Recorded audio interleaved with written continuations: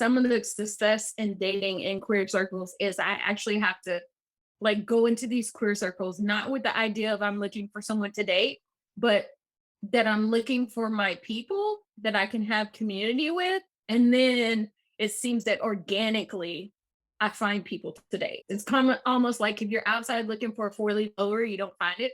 But if you're outside just admiring the grass, you find several.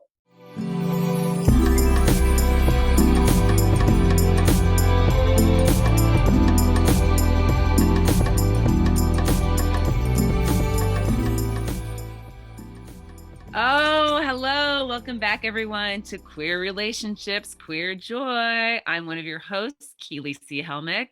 I'm a licensed professional counselor. I'm the owner of Connective Therapy Collective. I am a queer, non-binary femme.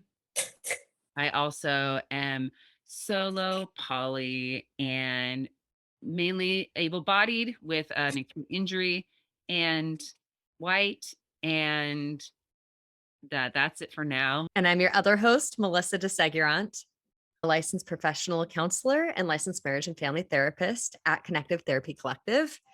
I'm white, bisexual, I'm able-bodied, I'm polyamorous, solo poly at the moment, and I identify as gender fluid. I use she and they pronouns. Well, we get to have a guest today, and we get to talk about queer relationship dating and learn some more about our awesome guest. Before we get into that, we have some updates as well. Erica's our guest today, and I want to let them introduce themselves, and we're going to talk a little bit about some preliminary things as we set up for both the discussion and tying into dating. Awesome. I go by Derica socially. Professionally, I go by Intimacy Konamori because I believe that everyone should live their life intimately with love, or you're missing something. Like, it's just not fulfilling. My pronouns are amazing, badass, they, them, he, she. She is the one that I'm least attached to, even though I was born AFAB, identified female at birth. And I was like 3 when I told my parents I'm not a girl. And they were like, okay, cool, you're not a girl. And they like wholeheartedly took it seriously. And then like a week later, it was my birthday, and several family members brought me girl toys, and it broke my heart. Took me to Toys R Us and let me return every girl toy that my family members bought me. And with the money, I bought me and my brother matching X bikes, which were really pricey back then, and soccer balls and footballs. And so after that, the family kind of got their shit together like, okay, we can't force her to be a girl. If she says she's not a girl, she's not a girl. So I have been blessed to grow up with that privilege, because I know so many people don't have that. Or even if they have it inside their home, that doesn't mean that their parents are willing to be as affirming with family, right? Yeah. So I know that I come from privilege as it relates to my gender experience. I identify as demisexual, sometimes asexual. Very rarely, like every 3 years, I'll have like this megasexual phase where I just want sex all the time. And I'm like hounding all of my partners, like, who's available for sex? I just want sex, like mindless sex. And I don't know why. It's what my body wants. Who's willing to participate? I also identify as pansexual because I just like people. And when I'm into you, I'm into you. And I don't care what genitalia you may have been born with or what genitalia you still have. I just don't give a shit, because there's so many ways to have sexual fun and touch pleasure that don't really even concern necessarily what genitalia you have. Like, it really doesn't matter. I like nipples. I don't care whose nipple it is. I fucking like nipples. So I love it. I love it. I have 2 kids. They're Black men. They're 19 and 24 and thriving and just amazing little feminists in the making. And I work very hard to fight against all the misogyny that my brother and my father still cling to with my children. And so now we have jokes about it. My kids like tease about, sometimes I recognize, oh, that's real misogynistic. And I'm like, yep, but that's not my doing. That's your uncle and your grandpa. And they're like, then they go tease uncle and grandpa about it. And I'm like, I appreciate that they can go joke with them about it, because then I know on some level it's making my dad and my brother think maybe I shouldn't be like this because I have a daughter and I have a sister and I have a mom, and slowly but surely cracking away at those old thought patterns for other generations. Wow. Yeah. What amazing work. And thank you. And then I worked as a sex surrogate and a public speaker. I started public speaking because I was 25 before I was firm and confident that I didn't want to be monogamous, but I had never liked monogamy. Like, that doesn't make sense to me. And I had non monogamous grandparents with several aunties and uncles who were my grandparents' other husbands, wives, boyfriends, girlfriends. And it was like just common knowledge. Everyone knew grandma and grandpa had different boyfriends and girlfriends. They even lived with different girlfriends and boyfriends, but we knew grandma and grandpa were married. They just didn't live together. And now they're 80s something and they do live together, and all of their partners have preceded them in death. So they're monogamous by age, not by choice. And so it just never made sense to me to be monogamous, but I didn't have anyone else that knew about non monogamy in my life. Like, no one, not school, not socially, not professionally, no one. And then my grandmother had a photo album that I found at an age that I should not have found it. And she was like, I can't tell you what this is. And I was like, if you don't tell me, I'm gonna tell mom. And she was like, so if I tell you, you won't tell mom? I was like, right. And if mom finds out, she'll never let me come back to your house. And she's like, right. And so she told me like all the ins and outs about swinger etiquette at the tender age of 12. But my mom had given me sex education at the age of 7. Yeah. So I was reading books about sex education way before most other parents think their children are old enough to read about that stuff. And so then I couldn't wait to be legal and go to my first swingers party. So I started public speaking because I feel like there's not enough people talking about it. Yeah. And you shouldn't have to grow up your whole life thinking monogamy is the only real way to love someone. Yeah. And like all the self shaming that comes with that if you're a person who doesn't naturally just love one person. So I'm proud to say I love many. There are many people that love me. And it's okay that I'm not monogamous. And it's okay that whomever else is listening to this, if you're not monogamous, the thing is, be ethical about it. Tell everyone the truth. And if there's someone in your life that's like, oh, that's not okay, then they're not meant for you. You shouldn't have to hide loving other people or people loving you just because one person's not okay with it. Yeah. What a great message all around. Yes. Well, I think there's already so many questions. Melissa, I want you to jump in. Is there anything else, Derica, that you want to make sure people know before we just jump into like all types of topics? So, since the death of George Floyd, it's been a new level of realness to the fact that most of the men in my life are men of color. And going forward, I just have made a conscious choice for myself for sanity and mental, emotional safety that I don't pair myself with other professionals who are not mindful and intentional that they're doing work that somehow is either in partnership with people of color or benefits people of color. And so when you were referred to me, the person that referred me to you, first of all, they're golden, amazing. I love Michelle Renee, and I have so many wonderful things to say about them. And so then too, now I do a real deep dive online when people say, hey, you should do something with this person. I'm like, well, first of all, are they white? And then if they're like, yes, it's like, okay, well, let me do my due diligence because I'm just not going to be a party to some ignorant white person who's out here unintentionally causing harm for people of color.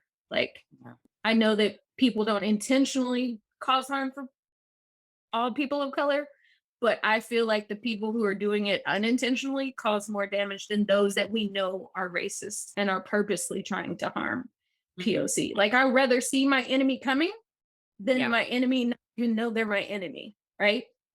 Yeah. So I deep dive of you and things that you're involved with, and I'm happy to be here. And I'm so excited that you have several POC connections that I know personally. So you passed all my vetting, and thank you for having me.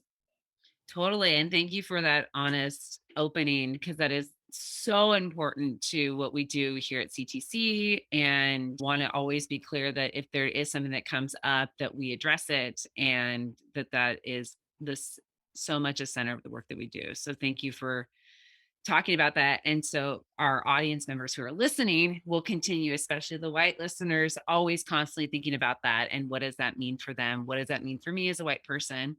And so forth. Awesome. Um, And I have one more thing to add. yeah. Talking about this is hard, but my white mother is the one who told me if you don't talk about it, other white people can't learn to be better. And I was like, that's fucking brilliant. Okay, mom, got it. So I'm choosing to talk about it, even though it's difficult, because I want it to benefit others, not just POC. Yeah. Thank you for talking about it. Thank you. Absolutely.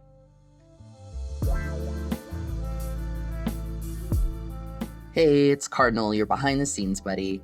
Are there some unrecognized power or privilege differences in your relationship that are subconsciously throwing things off whack? Bring them to the conscious mind with our free relationship check-in worksheet. Complete it alone or together. Link is in the episode description. All right, back to the show. On that note of deep diving and vulnerability, we wanted to talk a little bit about queer dating. And before we talk about, because I do know that other people would be also very interested in the surrogacy work. And we want you to open it to talk about what you want to talk about as well. But we were very interested. We know that right now in the non-monogamy section, just things opening up, we have guests that are trying to figure out how to date as a queer person. Right.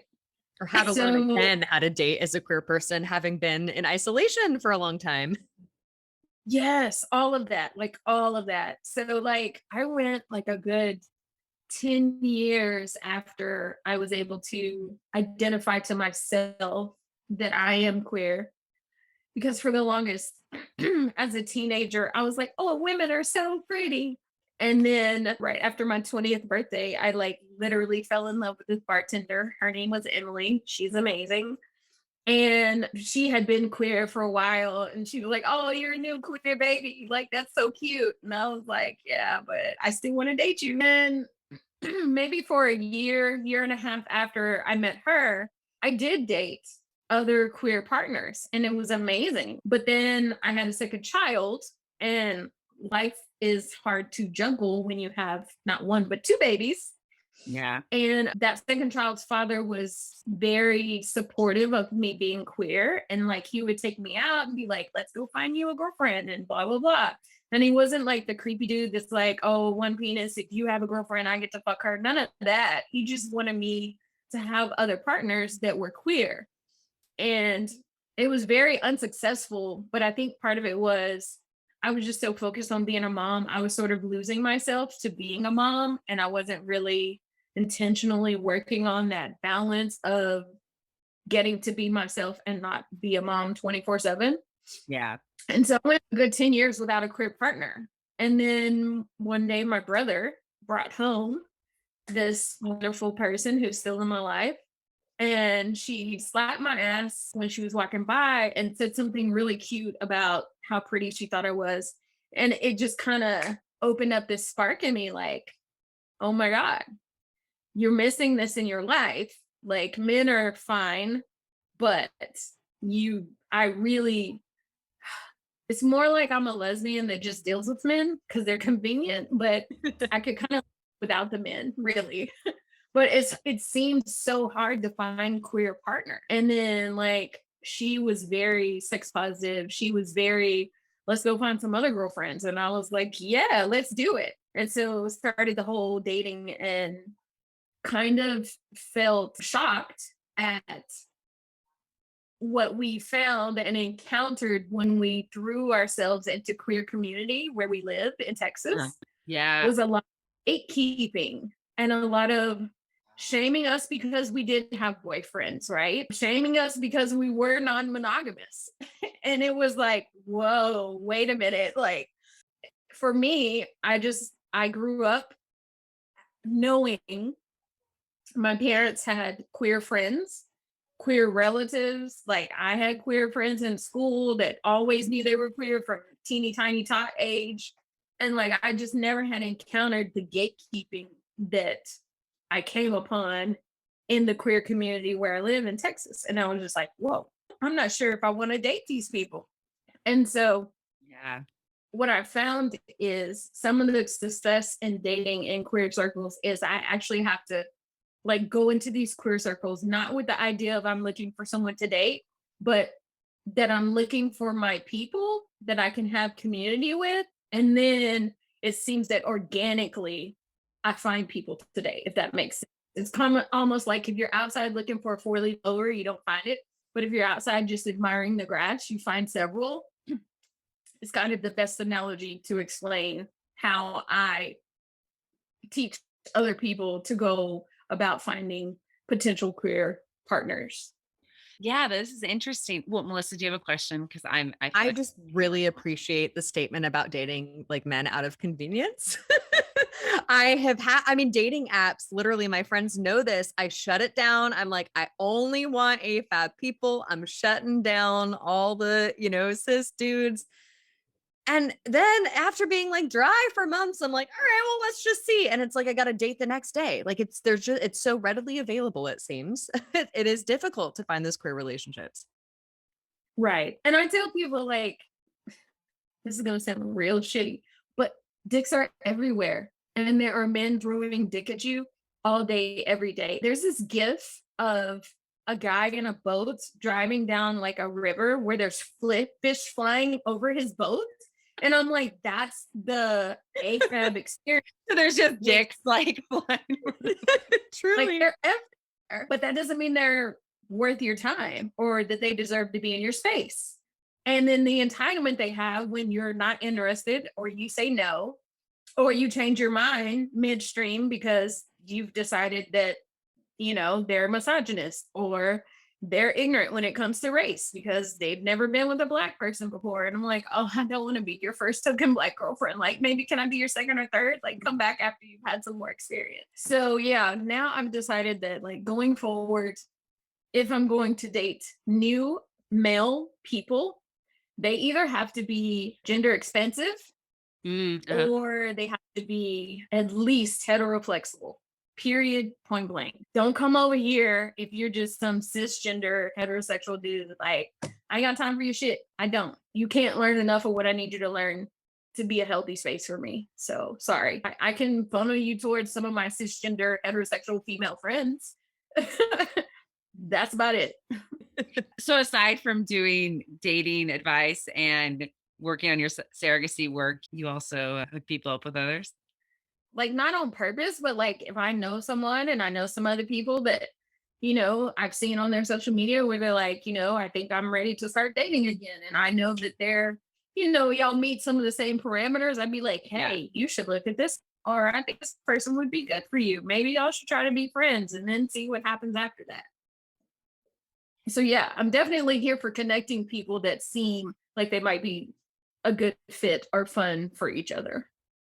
Well, it's interesting because you are in Texas, and that was one of the things that was really. I mean, there were so many things looking at your website, the recommendation from Michelle, like, oh my gosh! And then when you and I started texting, I was like, this person seems super rad. But you're in Texas, and I was curious. We're in Portland, Oregon. Everyone thinks it's a mecca for monogamy, non-monogamy, and queerness. Definitely not a mecca for any person of color. And so the difference dating wise. It's what you just said though, that happens here too. And I guess my question is either from a personal note when you're talking to your friends or when you're doing your surrogacy work and you're being paid to help somebody, what do you tell people about dating? How do you help people with the dating scene, specifically your queer? I think so for dating to be successful, one of the first things I find that's super important is you got to have like some idea of what you want and what you don't want. And people that are just like, oh, I just want someone, that doesn't work because you're going to end up with these people that you don't even really like. Don't choose someone just for the sake of having a relationship or having someone to have sex with. Like, you need to choose people that you like and can like sit at the dining room table and read books together, not necessarily even together, but like sit at the table, read your own separate books and like have conversation every now and then and like really enjoy that person's presence, right? Like, I think where a lot of people make mistakes is they're so touch starved that they'll choose someone that they don't really even like that much, but they like them enough that they don't hate them. So they'll self sabotage by dealing with a person that really isn't for them just to get what they're missing, like being touch starved or being socially starved, right? Like not having social interactions with someone who's into you. And like that's all fine and dandy, but there's gonna come a time if they're not really for you and they're just there for the same reason, like they're just desperate for touch and like you were the first person that messaged them back and like we don't hate each other, that's not necessarily going to be successful in the long run. Yeah. And then when that ends, you'll be upset with yourself that you betrayed your own desires by settling, right? For something that didn't last or didn't work out or turned out really bad. Like there are those possibilities. So it's about being patient with yourself and it's about staying true to what you want. Like staying true to what you want. And if you don't know what you want, you need to fucking date around and figure out what the fuck you want. Like you literally need to date around just to figure out what you like, what you want, what you're into, what you're not into. So I'm the person who will go on practice dates with you and I'll be your wing person. And we'll go on practice dates and find people to like talk to and ask for their phone number and buy them a drink or whatever it is, you know.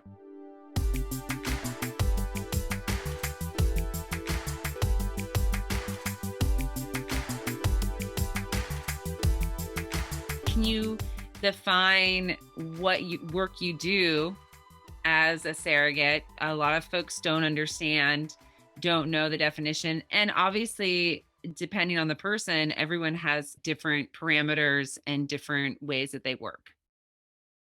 Right.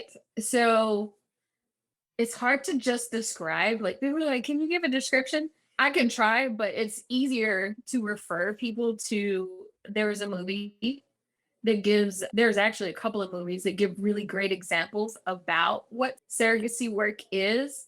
But essentially, surrogate meaning, you know, like a substitute in place of. And professionally, I prefer to work with veterans who are struggling with mental, emotional, social challenges of reintegrating themselves back into regular society based on all of their trauma from tours that they've had to do and or physical damage that they're dealing with, like, you know, they don't have their right hand anymore and they were a right-handed person, so now, you know, for example, there may be a husband who feels ashamed that he doesn't know how to finger his wife with his left hand and that was something that she really loved and now his right hand is gone and now he's stuck in his head about, I don't know how to touch her with this hand and I don't have the hand that she loved. And like, I find that a lot of people, when I am their surrogate partner, they're just really trapped inside of their head with all these anxieties, right? And worries and what ifs. And when they are people who actually have romantic partners in their life, when I talk to their romantic partners, almost always the romantic partners are just like, I just want them to get unstuck from this prison inside of their own thoughts and just enjoy the moment. Like, you know, talking to different partners, I want them to learn how to enjoy to touch me without being worried about it being a problem. Because that is the problem, is you're worried about the problem. So you're not focused on let's just share touch. Let's learn new touches, just like when we first started dating. Like everyone has to figure out what you like with each person that you're sharing intimate physical touches with. And you don't necessarily enjoy the same touch with every person because every person touches you differently. Like there's no one person, two people that can touch you exactly the same. Like even if you tell them, do this to me, or even if they watch the other person do it to you, it's never going to be the same. It might be similar, it might be good. It's not going to be exactly the same. There's a different chemistry, a different energy. Like it's all different. So just figure out the new way, right? It's like don't worry about all this shit in your head. Just do it. Like Nike, just do it. Just do it.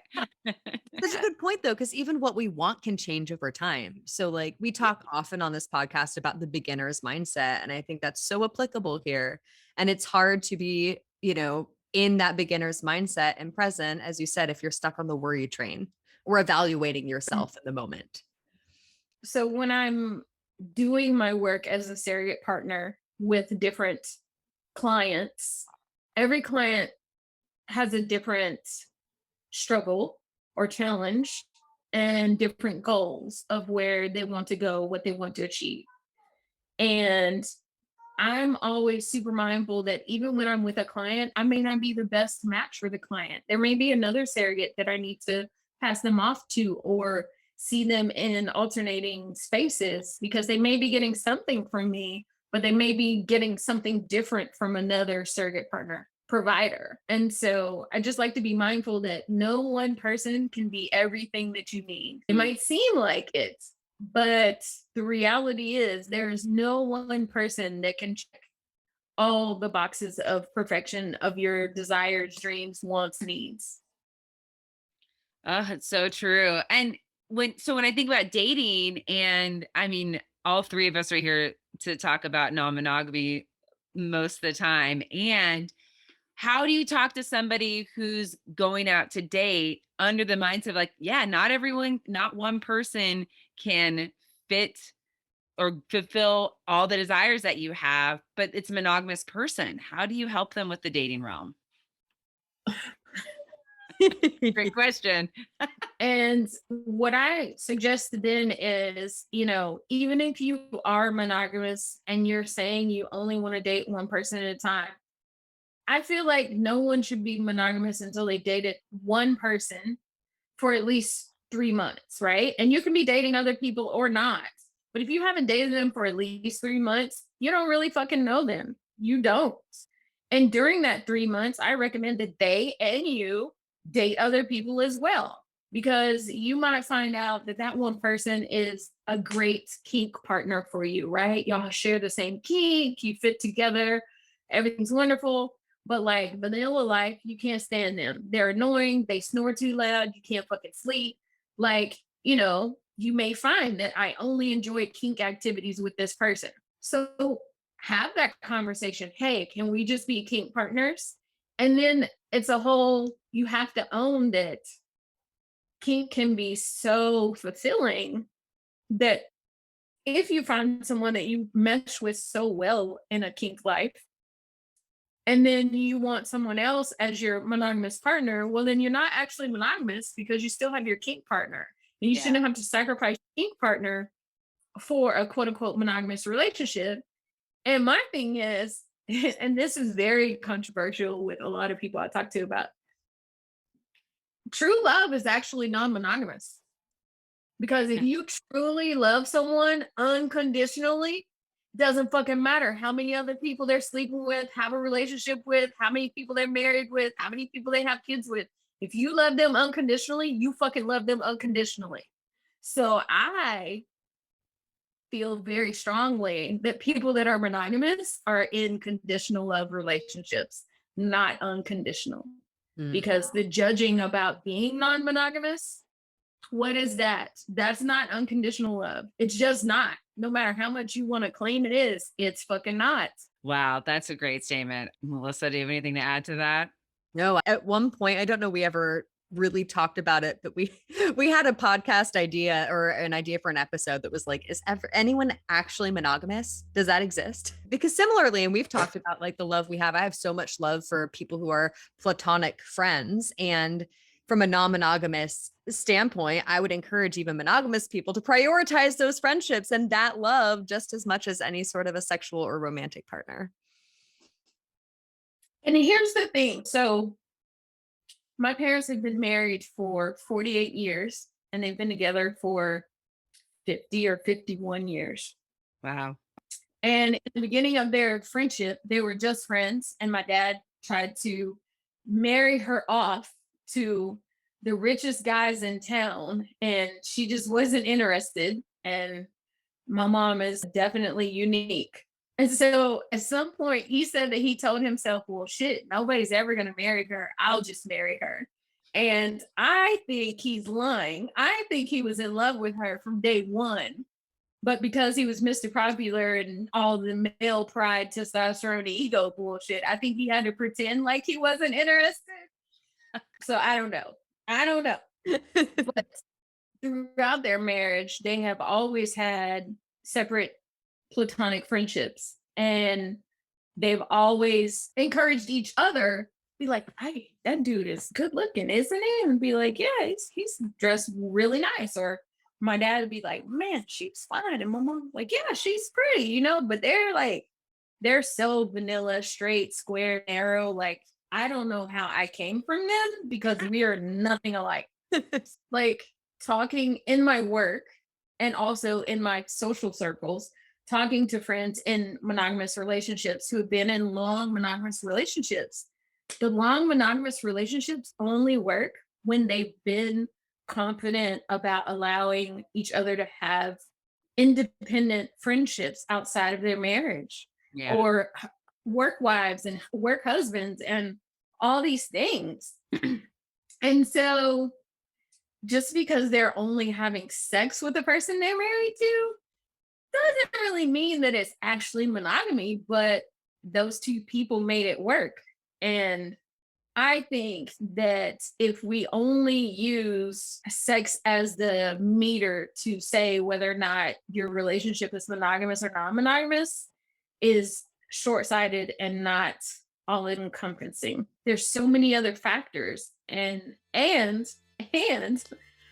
think that humans are naturally non-monogamous from birth, but we're inundated with propaganda and Christian abuse saying that we have to do this and we have to do that and we have to do.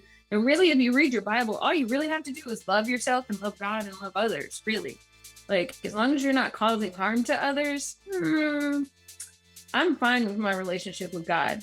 And I don't publicly out loud identify as a Christian because so many Christians don't act like Christians. But I am Christian and I was raised Christian. And I love God and I love my people, but I don't care what God a person prays to or if they choose not to believe in a God. Like, that's their business. That doesn't make them any less important as a human on earth. Like, free to live their life loving others. Like, leave people alone. If it's not for you, it's not for you, but you're not the boss of them. So fuck off.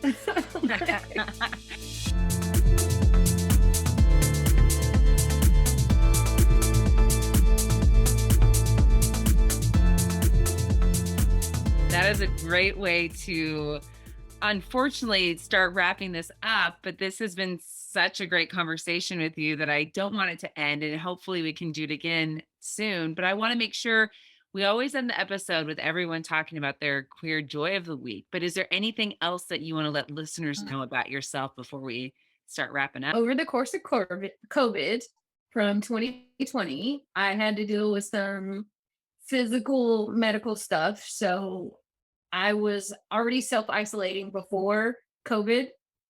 And long story short, I'm available. You can find me on social media. If you want to get to know me, be my friend and date me, hit my inbox. Don't be afraid to say hi.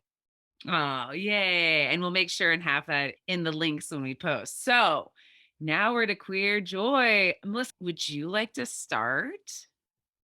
You want me to start? Well, yeah. Mine's very silly, but it is authentically the thing that is bringing me the most joy and will continue to do so for this whole month.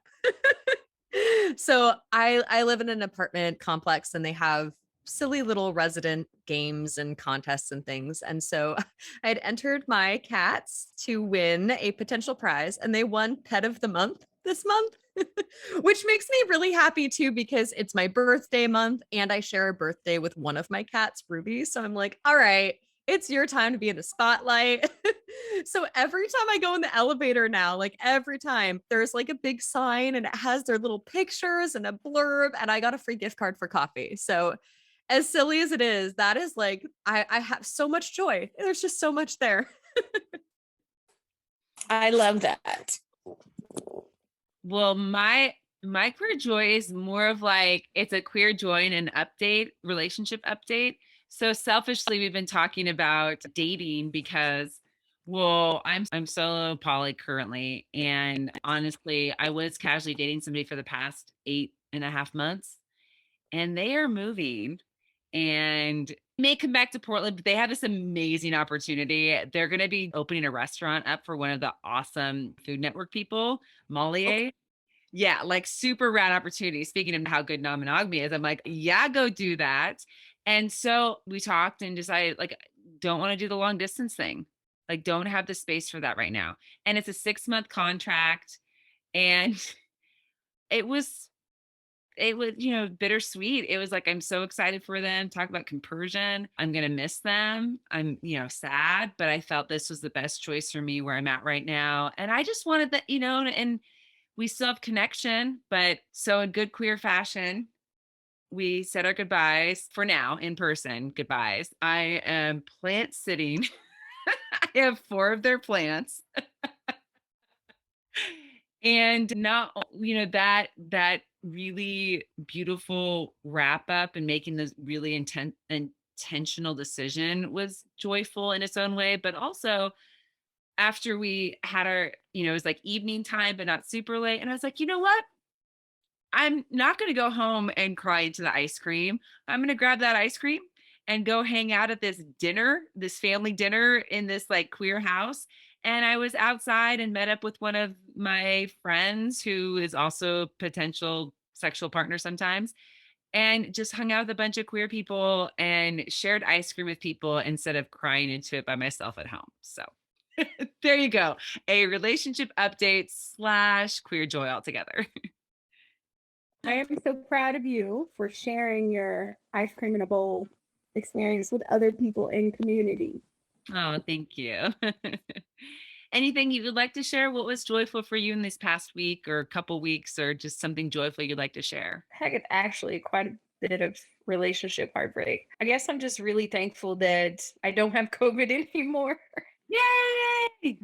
I'm on the mend and I'm feeling like super mentally, emotionally, socially excited about having the bandwidth to want to make new connections and meet new people and make new friends and maybe find some sex partners, some king partners, and maybe even some romantic relationship partners. Like, I'm here for it. Yay. Oh, that's so joyful. I'm so glad that you're feeling better and have gotten over COVID. Because I know so many people, ugh. It was difficult. Like, I was like, this is the worst flu ever. And then I was like, let me take a COVID test. And you're supposed to wait 15 minutes, but that fucking test said positive within like 30 seconds. And I was like, womp, womp, womp. Let me call my doctor. Yeah, yeah. So I called her and she was Here we like, go. okay, are you sure? I was like, I took 2 tests and they were both positive before the 15 minutes was up. And she was like, okay. And so I got the antivirals and I took them, and I will warn anyone, like, yes, I think you should get them because all of my friends that got them were better just within a couple of days. I was better. The last time I had COVID, I was sick for 6 weeks. So Wow. Yeah. I think that the antivirals worked. And the bad thing about them is they make you have joint pain. And I already have joint pain daily, anyways. So that was not fun, but worth not having COVID for 6 weeks. And then it gives you this awful, awful taste in your mouth. And so get you like a big king size bag of Halls and you just like keep Halls in your mouth the whole time. But that it's worth it. It's worth not being sick with COVID for 6 weeks. And my lungs didn't get sick this time at all. I didn't have any lung issues. And the last time I literally couldn't breathe. Like, it was awful. Mm. So take care of yourselves, take your tests, let your doctor know as soon as you know you're positive, like, do all the things. Yeah, that's really good. That's really helpful. And Glad you're on the mend. And you were so awesome guest. Like, I had so much fun talking to you. I hope we can have you on again. And other than that, I hope everyone has a queer and joyful week. Thank you.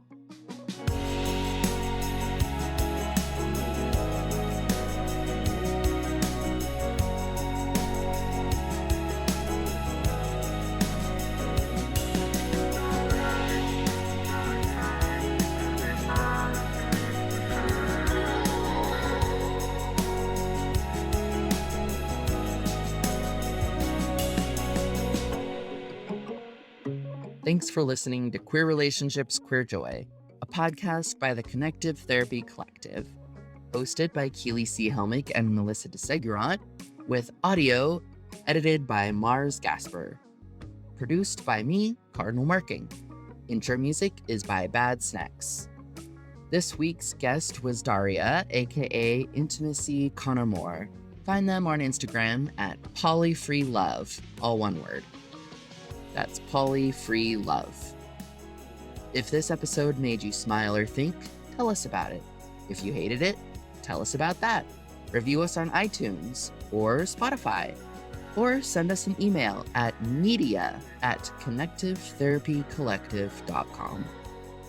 For more queer joy, visit our website at www.connectivetherapycollective.com. Love ya. Bye.